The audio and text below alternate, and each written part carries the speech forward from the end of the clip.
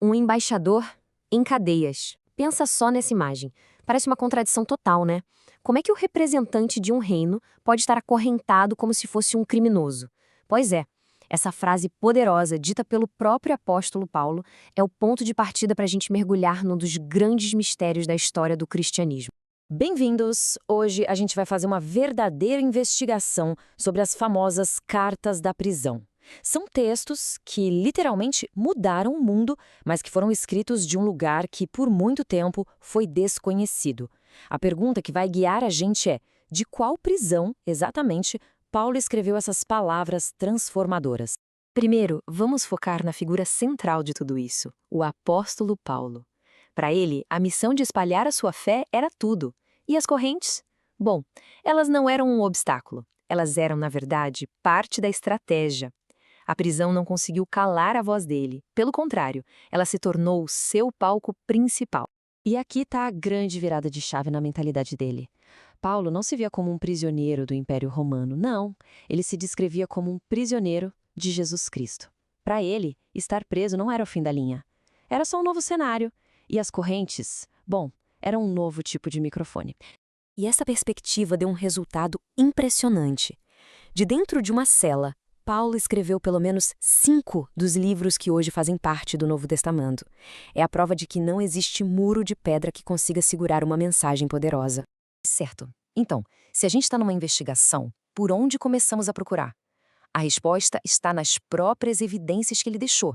Vamos analisar os documentos, ou seja, as cartas que ele escreveu enquanto estava preso. E aqui estão as peças-chave do nosso quebra-cabeça: as cartas aos Efésios, aos Filipenses, aos Colossenses e a carta a Filemão. Elas são conhecidas como as epístolas da prisão e cada uma delas esconde pistas importantíssimas sobre onde Paulo estava. É aqui que o mistério fica ainda mais interessante. A gente tem as cartas, sabemos que ele estava preso, mas a Bíblia não diz com todas as letras um detalhe crucial: qual prisão? O local exato é a chave para entender todo o contexto. Então, a pergunta de $1 milhão é essa: onde, em todo o gigantesco Império Romano, Paulo estava quando escreveu essas cartas que impactaram tanto a história? Chegou a hora de analisar os suspeitos. Na nossa lista de locais suspeitos, a gente tem 3 principais: Éfeso, Cesareia e Roma. Éfeso. Bom, a gente pode descartar. Não existe nenhuma evidência na Bíblia de que ele tenha ficado preso lá. Cesareia é uma possibilidade, mas tem uma peça importante que não encaixa. E isso nos leva a Roma, que, como a gente vai ver, tem as pistas mais fortes. O detalhe que complica a teoria de Cesareia é este. Em uma das cartas, Paulo fala sobre uma ameaça de morte bem real, bem iminente. Só que os registros da prisão dele em Cesareia não mostram esse nível de perigo. A conta não fecha. A gente precisa procurar em outro lugar. E é aqui que o jogo vira. As próprias cartas de Paulo têm um tipo de código escondido. São detalhes que parecem pequenos, mas que, quando a gente junta tudo, apontam sem sombra de dúvida para um único lugar: a capital do Império. A primeira grande pista é uma referência a um grupo de pessoas muito específico e, diga-se de passagem, muito poderoso. Na carta aos Filipenses, Paulo faz uma afirmação de cair o queixo. Ele diz que a sua situação fez com que o evangelho se tornasse conhecido por toda a guarda pretoriana. Mas quem eram eles? E aqui está o pulo do gato. A guarda pretoriana não era um prédio ou uma prisão.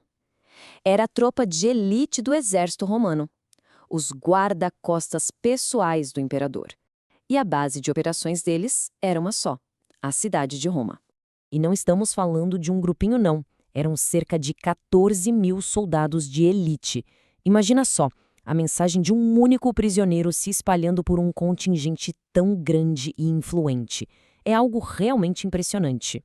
Mas calma que tem mais. Existe uma segunda pista, e essa é talvez a mais forte de todas, que praticamente resolve o nosso caso a favor de Roma. No finalzinho da mesma carta, Paulo manda saudações de outros cristãos, e ele especifica que alguns deles são da casa de César, uma conexão direta com o círculo mais íntimo do poder do império. A conclusão aqui é quase óbvia. Mencionar a casa de César só faz sentido em um único lugar no mundo: Roma.